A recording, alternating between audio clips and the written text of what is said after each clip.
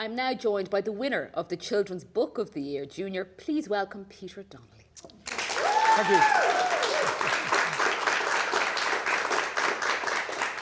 And now, Peter, you must be a relieved man, not only at winning the award, but also that a certain person has gone back into the Oars for the next 7 years. Yes, that was a big part. Felt like it would have been a bit strange to collect this award tonight with one of the other dragons. I was lucky I got the Dragon Slayer. Now, your first book, of course, was The President's Glasses. It was so successful. So how important is the look of the book for you as well as the story? Oh, well, on the first book, I spent a long time just establishing what it was going to look like. And you knew it was going to be about him, that he was the visual... Well, he was the last thing, really, to be honest with you. Like, the story was written and I just needed a little bit of heart in the story, something for people to connect to. And it was one of those golden moments, I think, that people talk about a lot. And I went to bed one night struggling, saying I had this story, but I really needed this heart in it. And I woke up at about 6 o'clock and it just ding. I said, Michael D. Higgins. And that's how he came into it. And so he was kind of the last piece of the jigsaw, to be honest. Even though when the final book comes out, it feels like it was all centered around him, but he was the kind of last thing, but he was the most important thing for me, I think, because... so the quest of... Absolutely, that was yeah. what was the original engine of the story. The quest for the president, you know. Okay. Then moving on to The President's Cat, what was the kind of thinking around that, then the inspiration behind that? Well, the first book was predominantly about Dublin, being a Dubliner, and I got such a good reaction from children all over the country, and I kind of said, well, you know, he is the President of Ireland, not just Dublin, so... The old Miguel D. Higgins bit. The Miguel D. Higgins. So I said, I really want the second book to move out of Dublin and be more about, like, to celebrate Ireland, and he's the President of Ireland. And I kind of based it on my holiday trips I used to do to Kerry every year.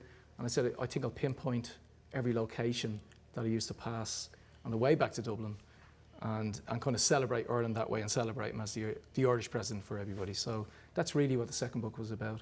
Now, do we know, has he read the books? Now, this might be an urban myth, I don't know. Hey, we love urban myths in this room. We're not going to fact check. I'm going to tell you anyway because there's nobody else around, right? Nobody listening or watching. I believe he was in Dubray Books in Bray one day, and he was signing, I think, his own book maybe. And one of the booksellers put the President's Glasses in front of him and said, hey, have you seen this book? And he had a look at it and he goes, he obviously recognised himself in front of it. Now, it could be an urban myth, like, you know. And he asked her, he said, do I find my glasses at the end of this? And she said, yeah. And he goes, well, then I think it's a great book. Aww. So he's seen the cover. So, yeah, he's seen the cover of the book, I believe. And I haven't had any solicitor's letters or a lawyer's letter, so I believe he likes it, but I think he's a man of the arts, so it's very affectionate to him. So I'd say he does like it, you know. What's not to love about it? So he's lost his glasses, his cat's gone on a journey. What's next for Michael D? Well, without sounding like Tolkien, there is a trilogy. There's one more, and it's, I can probably reveal, my publisher will probably kill me, it's called The President's Surprise. So it's very, you know, I'm not giving much away. The fact that he ran again, is it? Well, it could, yeah. So, Peter, you've had a ball with this storyline, with this book. Yeah, Tell me about the response you're getting from listeners or from readers. Oh, it's amazing. I've been travelling around the country, to be honest, and doing a lot of festivals and a lot of school visits.